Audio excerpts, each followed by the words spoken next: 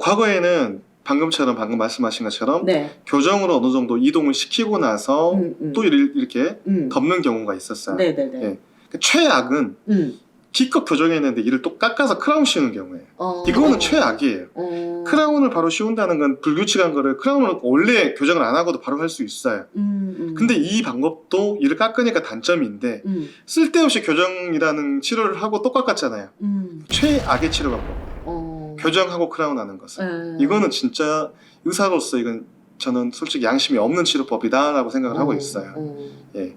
그럼 두 번째, 교정을 하고 나서 아까 그러면 좀 덜 깎고 덮는 방법이 있겠죠. 네네네. 그나마 이를 덜 깎았기 때문에 그나마 크라운보다는 좀 낫죠. 꼭 뭐 라미네이트를 한다든지 또 미니시를 한다든지 하는 방법. 당연히 이를 적게 깎는 게 무조건 좋은 방법이고요. 이가 노출된 거를 코팅하는 건 굉장히 좋은 방법이에요. 예, 근데 이삭제를 많이 동반하면서 하는 방법은 정말 추천드리고 싶진 않고요. 네. 마지막 방법은 이제 교정을 안 하고 아까 말한 것처럼 크라운만 한다든지 라미네이트만 한다든지 또 미니시를 하는 방법이에요. 예. 여기의 단점들은 결국 똑같아요. 결국 삭제량이에요 또. 네. 교정이란 기간이나 노력은 안 들였지만은 이를 빨리 가지런하게 하게 보이기 위해서 이를 몽땅 깎아서 씌우는 방법도 있고 그 다음에 적게 깎아서 씌우는 방법도 있고 여러 가지 방법들이 있어요. 그러니까 여기에 대한 것들은 솔루션이 다 각각입니다. 예. 그래서 정말 이 틀어진 부분은 정말 잘 알고 가셔야 돼요. 예. 잘 판단하셔야 돼요. 네. 진단 너무너무 중요합니다. 이거가 갑자기 궁금해졌어요. 이제 이렇게 뭐 틀어진 치아를 갖고 계신 분들 중에 약간 기능의 불편함을 느껴서 오시는 분과 미적인 그 심미적인 것에 불편을 느껴서 오시는 분과 비율이 어느 정도 될까요? 저는 이제 의학적으로 설명을 드리자면 네. 틀어진 치아는 병이 잘 생겨요. 틀어진 치아는? 네. 네. 어떤 병? 대표적으로 충치고요. 또 대표적으로 풍치예요. 치과 치료의 거의 대부분이에요. 가장 큰 두 가지가 다 걸릴 수가 있어요. 충치는 이제 뭐 이렇게 썩고 막 이런 거고, 풍치는 잇몸병. 잇몸의 염증. 예. 그러면 왜 이게 생기는지 이제 말씀드리도록 할게요. 네. 이가 겹쳐 있으면요. 이물질이 들어가면 잘 안 빠져나와요. 예. 우리 양치에도 잘 안 빠집니다. 겹친 치아들은. 그러니까 겹친 치아에 음식물이 안 빠져나가면 그 부위부터 썩죠. 그래서 이 사이사이 충치가 굉장히 많아요. 게다가 잇몸 하방, 그 부위가 하필 잇몸 하방이면 잇몸 쪽도 부어 있어요. 예. 그러니까 제가 계속 말씀드렸듯이 안 예뻐 보이는 것은 병을 꼭 동반한 경우가 되게 많아요. 질환들이. 게다가 틀어져 있으면서 이들이 불규칙하기 때문에 교합적 관계도 되게 안 좋아요. 그러니까 위 아래 부딪히는 관계가 안 좋고 튀어나오면 봐보세요. 반대다가 이렇게 돌아가면 얘가 튀어나오면 이 부분이 윈이랑 부딪히면서 갈려요. 예. 그래서 이런 분들을 가지런하게 해놓으면요, 딱 교정을 펴놓으면요, 이들이 닳아져 있거나 깨져 있거나 충치의 흔적들이 굉장히 많아요. 이 사이에 충치가 드디어 나타나고 위에는 갈려 있고, 그 다음에 충치의 흔적들 때문에 흉터처럼 많이 남아 있어요. 그래서 아까 교정 치료가 되게 보존적인 방법으로 좋긴 한데 이를 가지런하게 놓으면은 실질적으로 안 예쁜 경우가 많아요. 왜? 가지런해진 거지 치아가 예뻐진 건 아니잖아요. 그렇지. 그러니까 피부가 뭔가 흉터가 있거나 형태가 바뀌어 있단 말이에요. 그래서 교정을 하신 분들이 아까 다시 라미네이트나 미니시를 한 경우가 되게 많아요. 왜? 배열은 됐는데 내가 생각했던 예쁨이 아니거든. 그러니까 결국은 라미네이트 미니시를 많이 하죠. 근데 이것도 마찬가지로 이를 안 깎아야지 제일 좋은 방법인 거죠. 예. 그러니까 결론적으로는 이 틀어진 치아는 무조건 해결해야 돼요. 왜냐면 나이 먹으면 이것 때문에 점점 더 틀어지죠. 틀어진 거가 문제가 아니라 틀어짐에 있어서 풍치가 계속 진행이 되고 충치가 더 진행이 돼요. 그러니까 질환 때문에 이거는 반드시 잡아내야 되는 문제인 거예요. 예. 그럼 관상적으로 인생도 틀어지고 충치도 생기고 풍치도 생기고 나이 먹으면서 또 고생도 하고 그러면서 인생의 마무리도 안 되고, 그러니까 이거는 틀어진 치아는 뭐 벌어진 치아, 뭐 돌출된 치아보다 더 심각하게 꼭 해야 되는 부분인 것 같네요. 맞습니다. 그러니까 물론 다 아까 병을 일으킬 수 있는 소재들은 많죠. 하지만 틀어진 치아는 좀 치명적이에요. 그 다른 경우에 비해서. 예. 입냄새도 당연히 더 나죠. 왜 그러겠어요? 모든 병의 원인은 세균이거든. 세균이 항상 살거든. 개인 제거하기도 너무 힘들고 그러니까 계속 병을 키우는 거예요. 결국 병을 키워서 이가 망가지거나 잇몸이 망가지면 결국 발치거든요. 그래서 이런 경우는 발치 경우가 되게 많이 생기는 거예요. 그러니까 내 치아를 뽑는 건 진짜 최고로 안 좋은 거잖아요. 그죠? 무조건 보존해야 돼요. 보존해야 돼요. 예, 내 치아를 끝까지 지켜내는 거, 그러니까 예방 관리라든지 이런 병을 미리 예방해서 가야 돼요. 그러니까 저는 이제 교정 치료하게 되면 사람들은 그냥 예뻐지려고 하는 치료 생각하는 그게 아니라 생각을 해요. 이거는 정말 치료법이다. 치아를 이 몸을 건강하게 하는 치료법이라 생각을 해요. 네. 그러면 여기서 또 궁금한 게 이렇게 이제 그들은 원래 처음에 태어날 때부터 이제 틀어진 치아로 태어났잖아요. 네. 그럼 그냥 상식적으로 내가 생각할 때 원래 가지런하게 태어난 사람보다 틀어진 치아로 태어난 사람들은 뭔가 기능적인 부분에 대한 불편함이 있을 것 같거든요. 네. 어떤 불편함들이 있을까요? 솔직히 근데 그 기능적인 것은요, 사람들이 적응을 되게 빨리 해요. 아, 자기가 그냥 익숙해져서 잘 모르는구나. 처음에 이제 이런 경우죠. 내가 건강하게 쓰다가 갑자기 바뀌면은 이건 바로 아는데 오랜 시간 동안 원래 그랬기 때문에 몰라. 비교할 수가 없잖아요. 이게 원래 삶인 거야. 예. 그러니까 알 수가 없는 거예요. 그래서 특별히 불편함을 호소하는 게 아니라 다 증상을 호소하세요. 잇몸이 부었어요. 충치가 생겨서 아파요.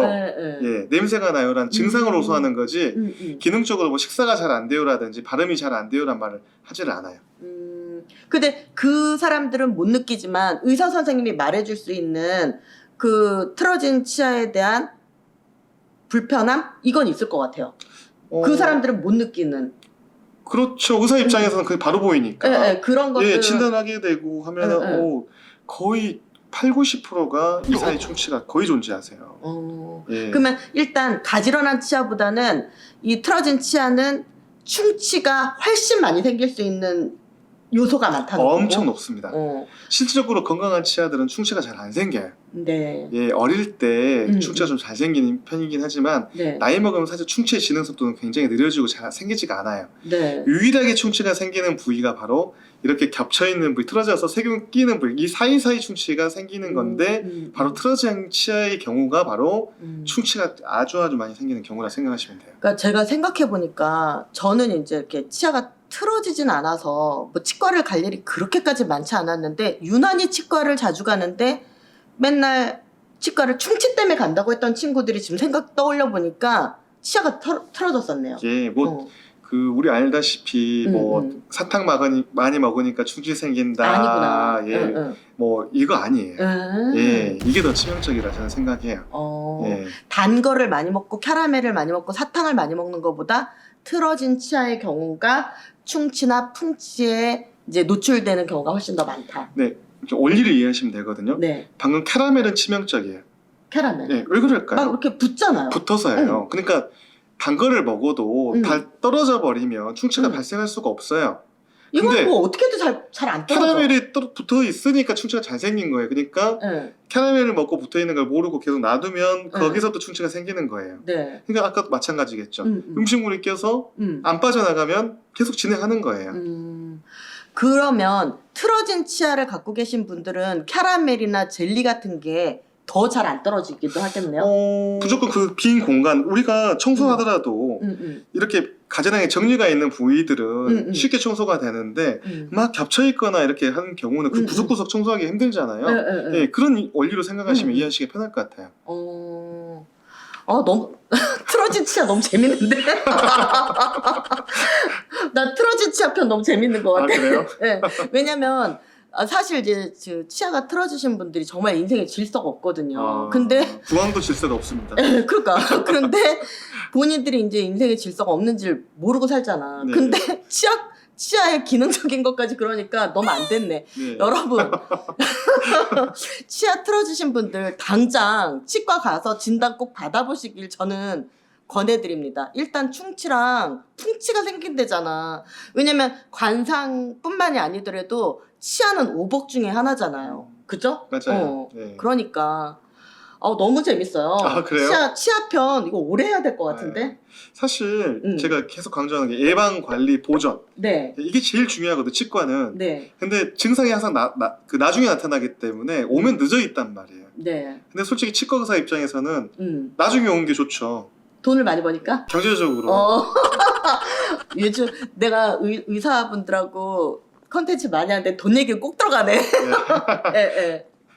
차라리 그러니까 환자 입장에서는 얼마나 좋은 거겠어요. 돈 네. 채수로 들면서 고생 안 하고 예방하는 게 그렇지. 최고인 거예요. 그러려면 빨리빨리 예. 진단받고. 진단 항상 받고 관리하고 충분히 다 돼요. 충치도 예방되고 치주병 아까 풍치도 예방이 되고 내 치아를 평생 오래 쓸 수 있게 하는 방법들 아까 노화를 막는 아까 뭐 코팅하는 방법이라든지 있어서 네. 내가 금이 갔거나 깨졌거나 뭐 다른 원인들이 있거나 얼마든지 다 복구가 가능하기 때문에 미리 원해서 받으시면은 나중에 이를 뽑지 않고 평생 갈 수 있다 생각해요. 아 진짜 치아 뭐 관상하고도 연관도 있지만 치아에 대한 이야기 또 들으면 들을수록 또 재미도 있고 또 정보도 되고 그러면서 이제 그 관리의 중요성도 너무 느끼게 되고 우리가 이제 육체적으로 보여지는 부분 아니면 너무 어디가 아픈 부분 이런 것만 우리가 생각하고 사는데 그렇지 않은 것 같아요. 그죠? 예. 근데 이제 원장님이 답답할 때 많겠어요. 네, 아파야만 오니까. 아니 저희는 경영적으로는 좋다니까요.